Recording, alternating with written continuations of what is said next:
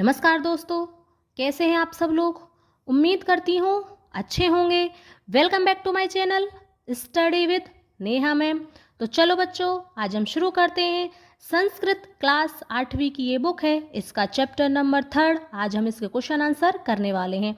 इसके अभ्यास प्रश्नों को हम बहुत ही सरल, बहुत ही आसान शब्दों में पढ़ेंगे। इनको शुरू करने से पहले मैं आपसे उम्मीद करती हूँ कि आपने इस चैप्टर का हिंदी अनुवाद बहुत ही अच्छे से किया होगा। आप पहले इसका हिंदी अनुवाद अच्छे से पढ़ें। यदि आप इसका हिंदी अनुवाद अच्छे से पढ़ लेते हो तो आपको क्वेश्चन आंसर भी बहुत ही सरलता से याद हो जाएंगे। अब हम इसको शुरू करते हैं। अधोलिखितानां प्रश्नानां उत्तराणि एक पदेन लिखत। हमको एक पद में यहाँ पर उत्तर देना है। कुत्र डिजिटल इंडिया इत्यस्य चर्चा भवति। कुत्र यानी कि कहाँ पर, डिजिटल इंडिया इत्यस्य चर्चा भवति, इस प्रकार की चर्चा होती है। संपूर्ण विश्व में डिजिटल इंडिया इत्यस्य चर्चा भवति। आज संपूर्ण विश्व में डिजिटल इंडिया इस प्रकार की चर्चा होती है। केन सह मानवस्य आवश्यकता परिवर्तते।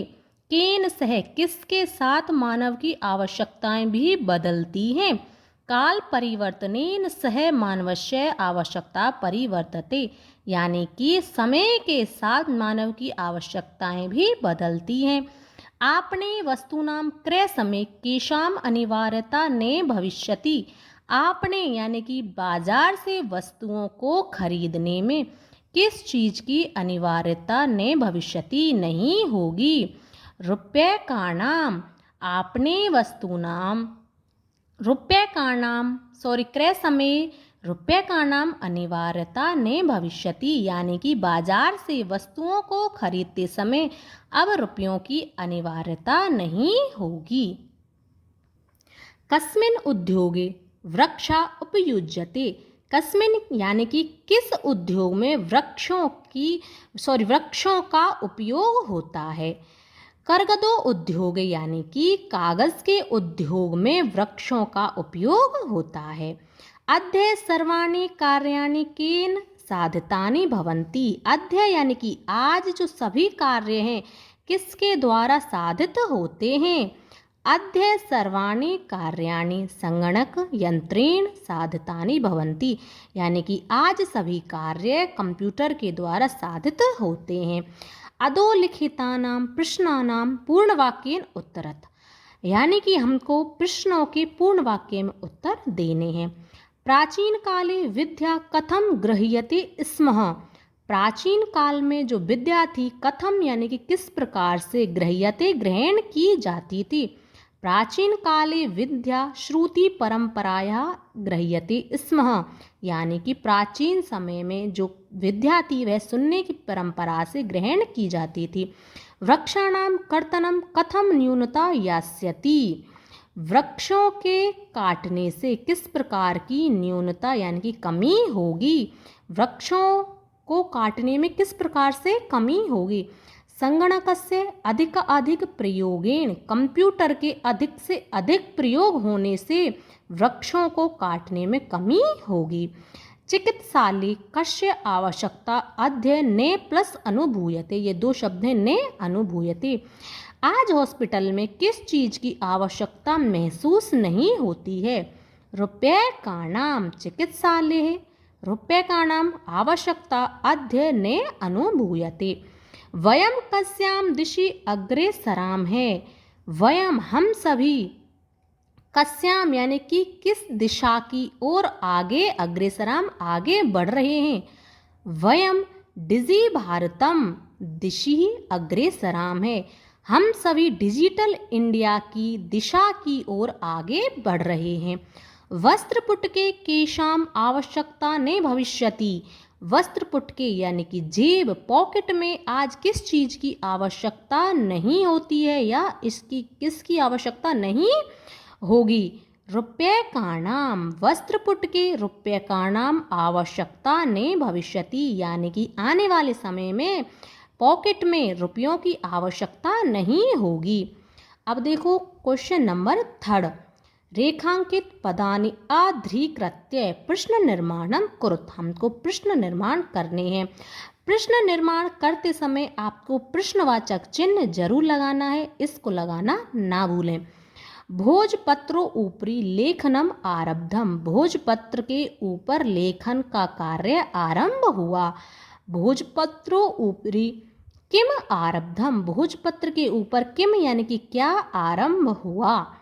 लेखनार्थम कर्गदस्य आवश्यकता अनुभूति ने भविष्यति, लिखने के लिए कागज की आवश्यकता भी महसूस नहीं होगी। लिखने के लिए कस्य किसकी आवश्यकता महसूस नहीं होगी। विश्राम गृहेषु कक्षम सुनिश्चितम भवेत, यानी कि विश्राम गृह यानी कि जो आपका आराम करने वाला कक्ष होता है वह सुनिश्चित चाहिए। आराम करने वाला जो कक्ष होता है, विश्राम गृहेषु आराम करने वाला जो कक्ष है वह सुनिश्चित होना चाहिए। यहाँ पर आ जाएगा कुत्र, कुत्र कक्षम सुनिश्चित भवेत, कहाँ पर कमरा सुनिश्चित होना चाहिए। सर्वाणि पत्राणि चल दूरभाष यंत्रे सुरक्षितानि भवन्ति, सर्वाणि पत्राणि, पत्राणि यानी कि डॉक्यूमेंट्स, जो सभी डॉक्यूमेंट्स हैं चल दूरभाष यंत्र ही आपके फ़ोन में ही सुरक्षित होते हैं। अब चल दूरभाष जो फ़ोन है उसकी जगह पर आ जाएगा कस्मिन, किस में, सभी जो डॉक्यूमेंट्स हैं किस में सुरक्षित होते हैं। वयम उपचारार्थम चिकित्सालयम गच्छाम, वयम यानी कि हम सभी, उपचारार्थम उपचार के लिए, चिकित्सालयम चिकित्सालय यानी कि हॉस्पिटल, गच्छामः जाते हैं, हम सब हॉस्पिटल किस लिए जाते हैं। वयम किमर्थम चिकित्सालयम गच्छामः, हम सब हॉस्पिटल किमर्थम किस लिए जाते हैं। अब देखो क्वेश्चन नंबर 4, उदाहरणम अनुसृत्य विशेषण विशेष्य मेलनम कुरुत, हमको यहाँ पर विशेषण और विशेष्य का मेल करना है। विशेषण और विशेष्य का मेल करने से पहले आपको ये पता होना चाहिए कि विशेषण किसे कहते हैं और विशेष्य किसे कहते हैं। अब मैं आपके लिए बताती हूँ कि विशेषण किसे कहते हैं। संज्ञा और सर्वनाम की जो विशेषता बताने वाले शब्द होते हैं उनको हम विशेषण कहते हैं, और जिन शब्दों की विशेषता बताई जाती है उनको हम विशेष्य कहते हैं। जैसे कि संपूर्ण भारते, संपूर्ण भारत में, यानी कि यह जो शब्द है संपूर्ण भारत की विशेषता बता रहा है, तो ये हो गया आपका विशेषण, और भारत की विशेषता बतलाई जा रही है तो ये हो गया आपका विशेष्य। जैसे अब मैं आपको सिंपल से शब्दों में बताती हूँ कि आपकी मम्मी कहती है आप अच्छे बच्चे हो, आप अच्छे बच्चे हो, ये हो गया विशेषण, ये आपकी विशेषता है, और आप हो गए विशेष्य क्योंकि यह आपकी विशेषता थी। ठीक है, अब देखो मौखिकम ज्ञानम, मौखिक ज्ञान, मनोगतः भावः, मन में उत्पन्न होने वाले भाव, महान उपकारः, टंकिता सामग्री यानी कि टाइप की गई सामग्री, मुद्रा विहीन विनिमय यानी कि कैशलेस ट्रांजैक्शन। ठीक है, अब देखो अधोलिखित पदयोः संधि कृत्वा लिखित, हमको यहाँ पर संधि करके लिखनी है। पदस्य अस्य है, पदस्यास्य है, तालपत्र ऊपरी, तालपत्रो ऊपरी, च अतिष्ठत, च तिष्ठत, करगद उद्योगे, करगदो उद्योगे, क्रय अर्थम, क्रियार्थम, इति अनयो, इत्यनयो, उपचार अर्थम, उपचारार्थम। उदाहरणम अनुसृत्य अधोलिखितेन पदेन लघु वाक्य निर्माणम कुरुत, हमको यहाँ पर एक शब्द दिए गए हैं, इनसे एक वाक्य का निर्माण करना है। जैसे जिज्ञासा, मम मनसि वैज्ञानिकानां विषये जिज्ञासा अस्ति, मम मनसि, मेरे मन में वैज्ञानिकों के विषय में जिज्ञासा यानी कि जानने की इच्छा उत्पन्न होती है। आवश्यकता, अद्य वस्त्रपुटके रूप्यकाणां आवश्यकता नास्ति, आज जेब में पॉकेट में रुपयों की आवश्यकता नहीं है। सामग्री, लिखिता सामग्री बहुकालाय सुरक्षिता ने अतिष्ठत, ये दो शब्द हैं, ने अतिष्ठत, लिखी हुई सामग्री बहुकालाय अधिक समय तक सुरक्षित नहीं रहती है। पर्यावरण सुरक्षा आवश्यकता अस्ति। जो पर्यावरण की सुरक्षा है बहुत ही अधिक आवश्यक है। अति प्लस आवश्यक, ये दो शब्द हैं, यहाँ पर संधि करके यह लिखा हुआ है। विश्राम गृहम पर्यटकाः विश्राम गृहम गच्छति। जो पर्यटक हैं विश्राम गृह की तरफ जा रहे हैं। उदाहरणम अनुसारम प्रकोष्ठ प्रदत्तेषु पदेषु चतुर्थी प्रयुज्य रिक्त स्थानानि पूरयत। हमको यहाँ पर चतुर्थी विभक्ति लिखनी है। देखो, भिक्षुकाय धनम ददातु, भिक्षक के लिए धन देता है।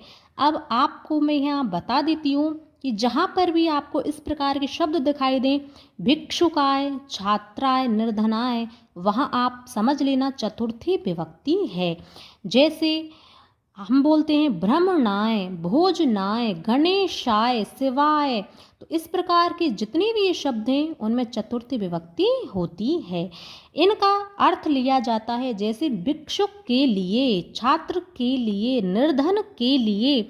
जैसे मैंने बताया था भ्रमणाय, भ्रमणाय यानी कि घूमने के लिए, भोजनाय, भोजन के लिए, गणेशाय, गणेश के लिए। तो इस प्रकार से इस विभक्ति का हम यूज़ करते हैं। भिक्षुकाय धनम ददातु, जैसे भिक्षुक के लिए धन देते हैं। छात्राय पुस्तकम देहि, छात्र के लिए पुस्तक दो। अहम निर्धनाय वस्त्राणि ददामि, मैं निर्धन के लिए वस्त्र देता हूँ। लतायै पठनम रोचते, लता को पढ़ना अच्छा लगता है। अब देखो, ये थे आपके पुल्लिंग में चतुर्थी विभक्ति एक वचन, और ये है आपका स्त्रीलिंग शब्द लता, तो उसका लता का चतुर्थी विभक्ति एक वचन। रमेश सुरेशाय अलम, रमेश सुरेश के लिए काफ़ी है। अध्यापकाय नमः, अध्यापक के लिए नमः, यानी कि अध्यापक को नमस्कार। ये थे आपके थर्ड चैप्टर के क्वेश्चन आंसर। मैंने आपको बहुत ही आसान, बहुत ही सरल तरीके से करा दिए हैं। अब मैं यहाँ पर आपको क्वेश्चन आंसरों के बारे में एक बात और बताती हूँ कि आप जो संस्कृत के क्वेश्चन आंसर पढ़ते हो उनको लिख कर याद करें। आपको ये याद करने से इतनी आसानी से याद नहीं होते हैं, क्योंकि याद आप कर लेते हो, लेकिन आप जब एग्ज़ाम देने जाते हो तो वहाँ पर आप इनको लिखना भूल जाते हो, क्योंकि संस्कृत इतनी आसानी से नहीं लिखी जाती है। तो आप इनको एक बार दो बार लिख कर याद करें, और जितना भी पढ़ें रेगुलर पढ़ें। ऐसा नहीं है कि आज आपने पढ़ाई 1-2 घंटे कर ली, कल 1-2 घंटे भी नहीं की, फिर परसों भी नहीं की, फिर आप अगले दिन 2-3 घंटे लगातार पढ़ते हो। ऐसा नहीं, कम पढ़ें पर रेगुलर पढ़ें, रेगुलर पढ़ें हमेशा। आपको गैप तो करना ही नहीं है, तो रेगुलरिटी रखें अपनी पढ़ाई में और लिख करके संस्कृत को याद करें। इस प्रकार से आप देखना, आपको बहुत ही अच्छे से याद हो जाएगी। अगर वीडियो अच्छा लगता है तो लाइक करें, शेयर करें, चैनल को सब्सक्राइब करें। अगर वीडियो आपको अच्छा लगता है तो अच्छे अच्छे कमेंट करें। धन्यवाद।